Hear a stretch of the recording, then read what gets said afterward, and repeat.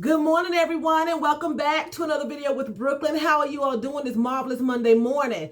So a few weeks ago, I did a video on Ryan Coogler, the producer of the Black Panther. He's a phenomenal producer, director. He has made millions of dollars on this movie, and it took the world by storm, right? So a couple of weeks ago, I talked about Ryan Coogler being arrested for bank robbery in Atlanta, which he was not committing a bank robbery. He went into the bank, filled out his withdrawal slip like any other customer would do, produced his ID, and requested $12,000. Now, in my particular video, when I did my video, there was not a lot of information out. The video that took place in the bank was not out. The 911 call was not out. So I assumed that it was a Karen. And we all know that a Karen is a white woman who feels like she's privileged, right? So he filled out his withdrawal slip, asked for $12,000. Now this man is a multi-millionaire, millions on top of millions.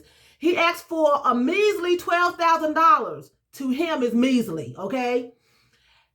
He filled out the request, like I said, and on the form he put, please do this discreetly, because he don't want everybody knowing what he has, you know. Now I guess that's a protocol, because a lot of times when I make withdrawals, you know, it's not $12,000, so I don't have to write that on the back. But he asked her to do this discreetly.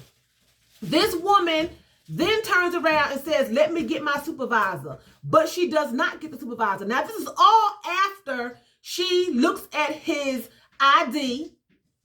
His debit card, bank card is in the machine, so she seizes him. He takes his ID out, gives it to the bank teller. She admits on the call to the 911 operator that she did not look at it, that she felt that he was trying to rob the bank. The 911 operator says, well, maybe he is just trying to be discreet as he requested, because she says he writes a note telling me to be discreet. And, you know, so the 911 operator is trying to give her an out. You know, is he a black man? Yes, he is. You know, what is he doing? Well, he's wearing all black. He writes me a note and he tells me to be discreet. And, you know, I just don't feel comfortable. So the 911 operator has to call the police. She has to. That's her job. The police come, they arrest him, and Coogler, you know, comes to a agreement with, you know, Bank of America, and he, you know, settles it. He walks out. Now, I was listening to a video where I got this information from, because like I said, when I did my video a few weeks ago, this information was not privy to me, okay? And a subscriber sent me the video, so I'm here to do a update. Now, a lot of times we will assume that there are Karens and Kens that are going after us as a black community, right? But in this particular case, it was a black person who called the police on Ryan Coogler. She did not go and get her supervisor. She called the police.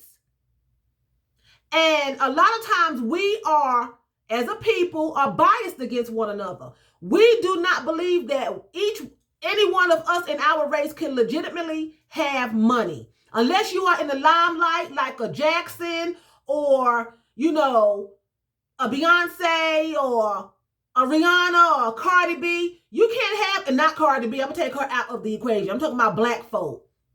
You are not worthy of having all this money. So in this young black girl's mind, she felt that he was robbing her. I say it again, like I said in my last video. If it had been a white customer, they would have gotten their money and left with no problem.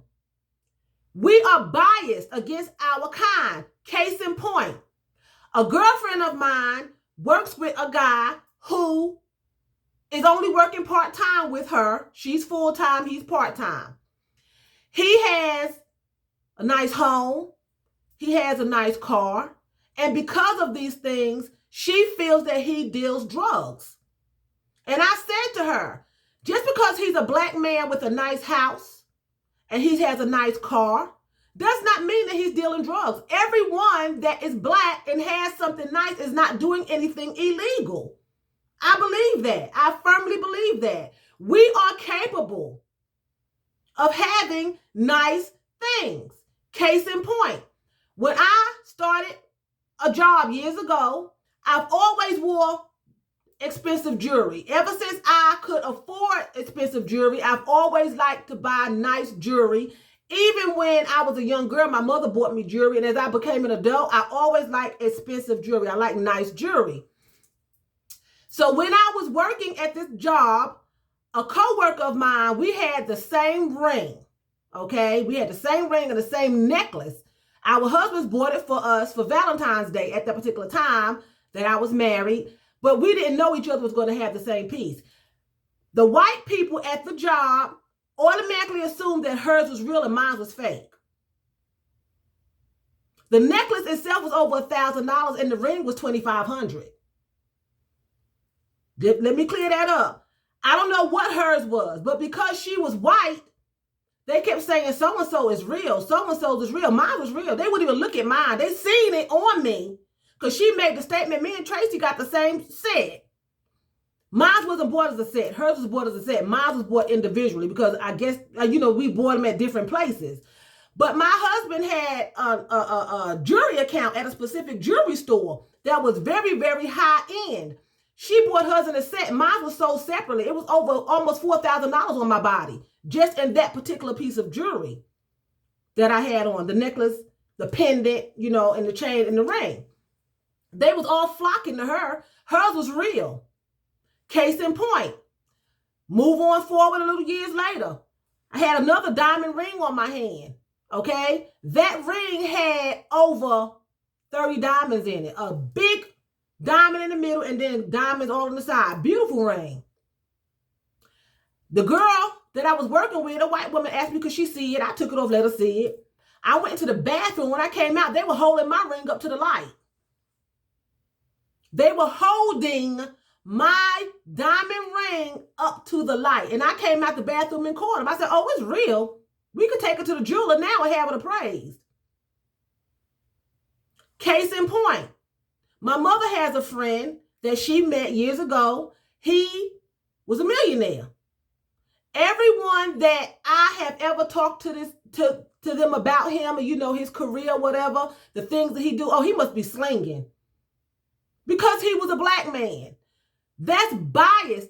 That's being biased, And this young woman, she called the police because she was being biased.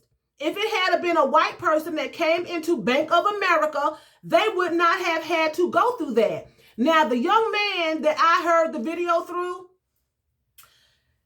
he said that it was a lack of training, that she should have been trained properly. She was trained to check ID.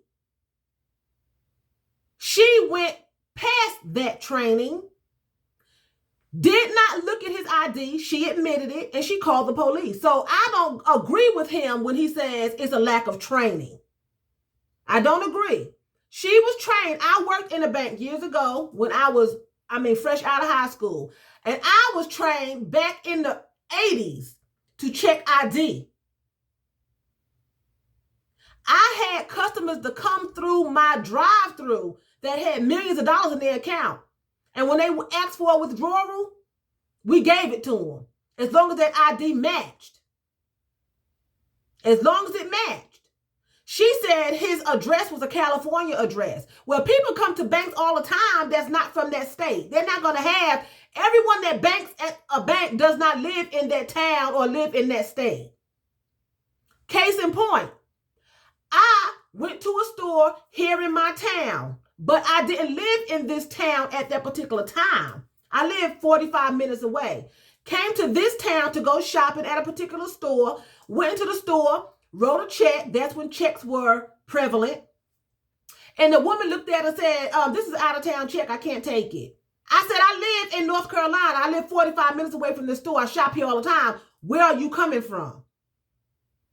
The manager then came over and said, no, this is not She's right next door. She's 45 minutes away. When we mean out of town, we mean like out of state. You know, she said it's an out of town check.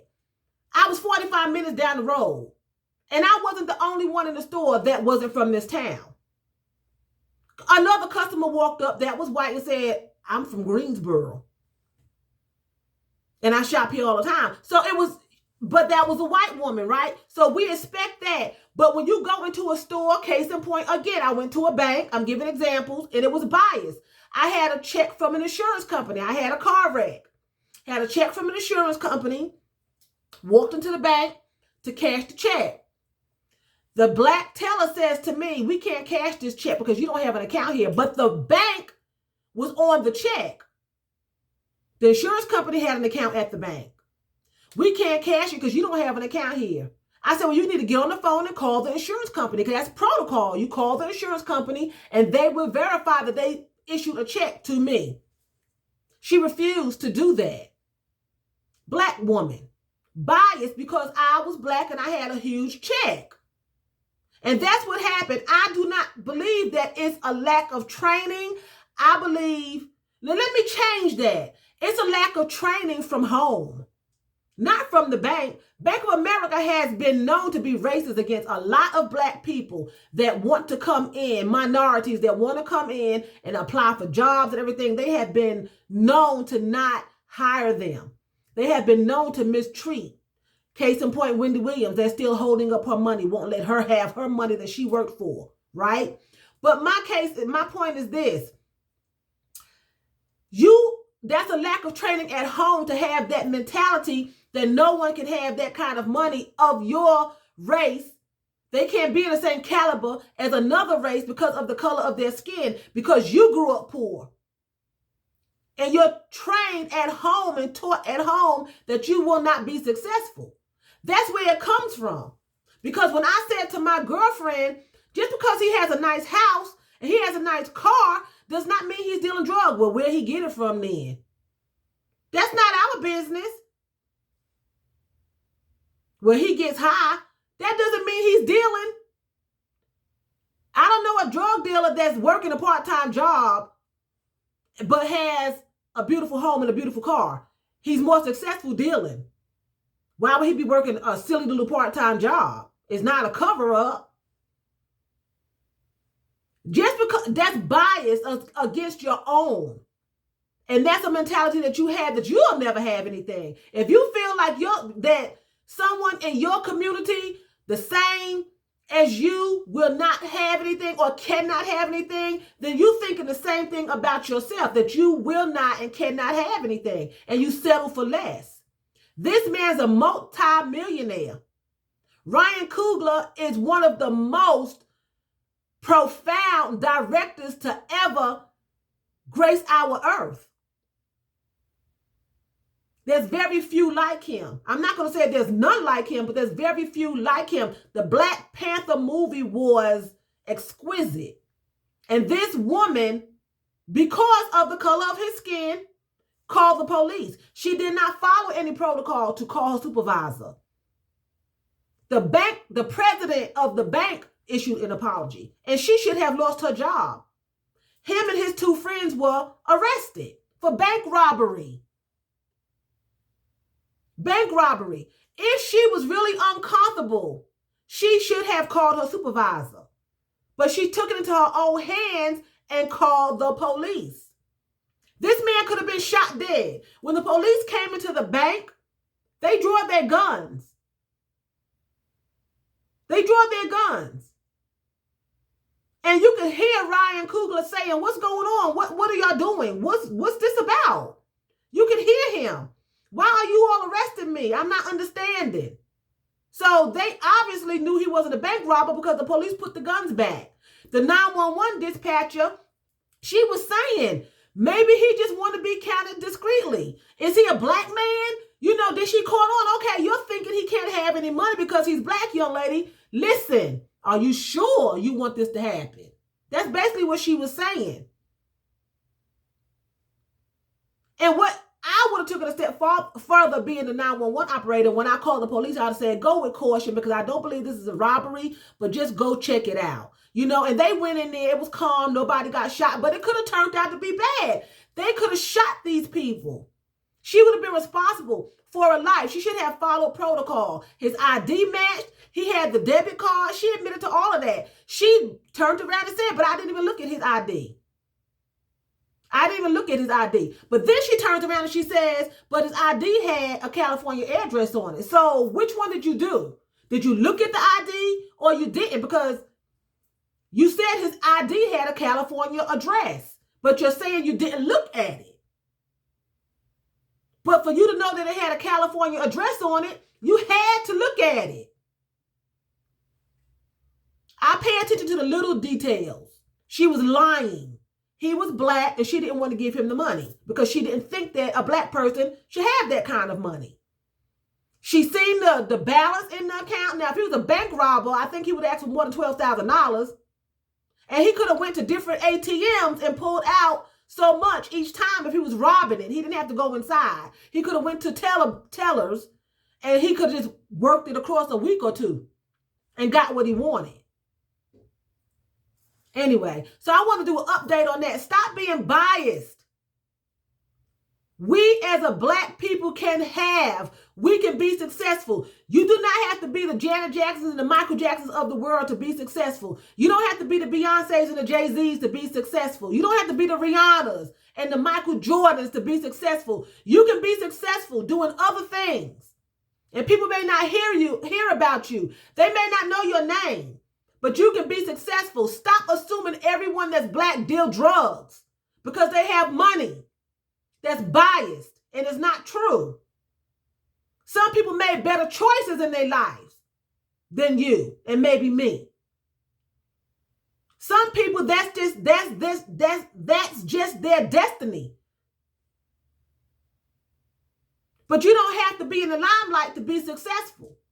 He's a director, but he's behind the scenes. Stop being biased. She should lose her job. She should not be working at the bank. It's not training from the bank. Any bank you work at trains you to look at IDs, to check the IDs. If you're skeptical, you call your manager. She did not do that.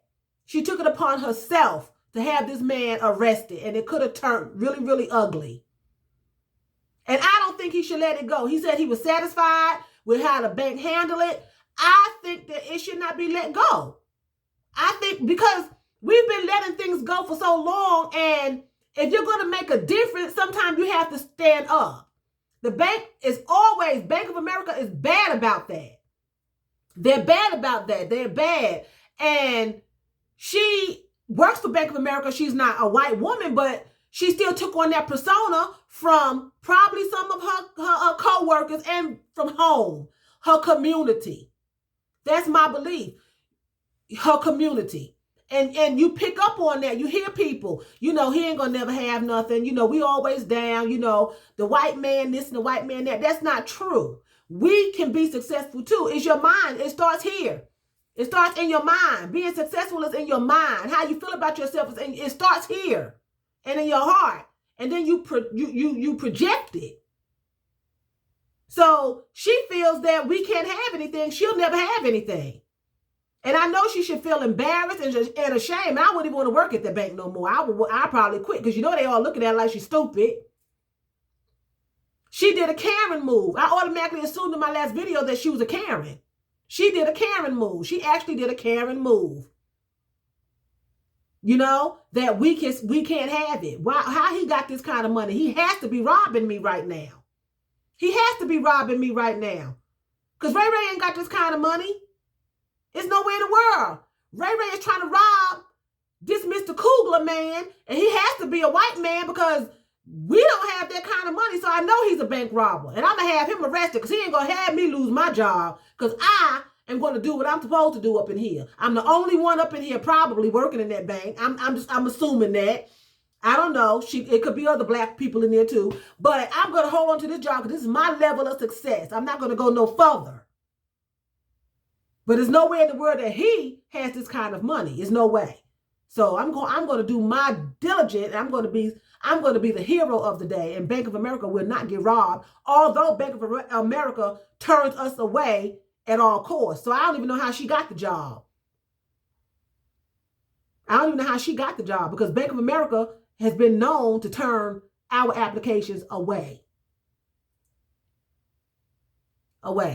So anyway, I'm going to end the video here. I'm on my way to work this morning. I hope you all have a wonderful day. And with that being said, I'm going to say vielen Dank. That's thank you very much in German. So vielen Dank for watching me. And choose, that's what? That's bye in German.